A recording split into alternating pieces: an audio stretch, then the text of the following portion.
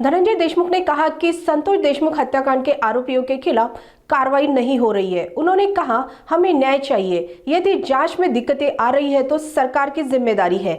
उन्होंने ये भी बताया कि धनंजय मुंडे के इस्तीफे को लेकर आज बुलाई गई बैठक में कोई ठोस निर्णय नहीं लिया गया। माझं स्पष्ट मत आहे, माझ्या भावाच्या न्यायासाठी मी आणि समाज, गाव, सर्व लोकप्रतिनिधी, विविध संघटना आणि सर्व स्तरातील लोक हे न्यायाच्या भूमिकेत आहेत आणि मुख्यमंत्री साहेबांनी दिलेला शब्द आहे त्यावर आमचं कुटुंबीय, गाव, समाज म्हणजे अस्वस्थ आहे की मुख्यमंत्री साहेब आपल्याला न्याय देणार, हे शासन आपल्याला न्याय देणार। जरी यंत्रणा सगळ्या राबवलेल्या असल्या तरी त्यांना इनडायरेक्टली जर काही अडचणी आल्या तर त्याची जिम्मेदारी ही घेतली पाहिजे। या भूमिकेत मी आहे आणि मला न्याय पाहिजे। न्याय मागत असताना ज्या काही अडचणी आहेत त्या अडचणी दूर करण्याचं काम हे प्रशासनाचं आहे आणि माझी तशी मागणी आहे।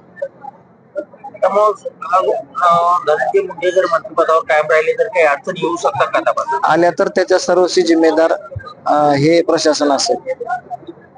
मला सांगा, अंजली लोकांना मुख्यमंत्री दोन्ही उपमुख्यमंत्री भेटले आणि अजितदादा असे देखील सांगितले की त्या येऊन दोघांनाही भेटला, मात्र दोघांचे एकच मत आहे की जोपर्यंत आरोप सिद्ध होत नाही तोपर्यंत एखाद्यावर बळजबरीने कारवाई करणं हे देखील योग्य नाही। याच्यातले जे आरोपी आहेत ते सुद्धा आम्ही म्हणजे जे खुनातले आरोपी आहेत ते देखील असंच म्हणत होते की आमच्यावर काही गुन्हा नाही, आम्ही काही केलेलं नाही, पण आज ते सगळ्या गुन्ह्यामध्ये आहेत।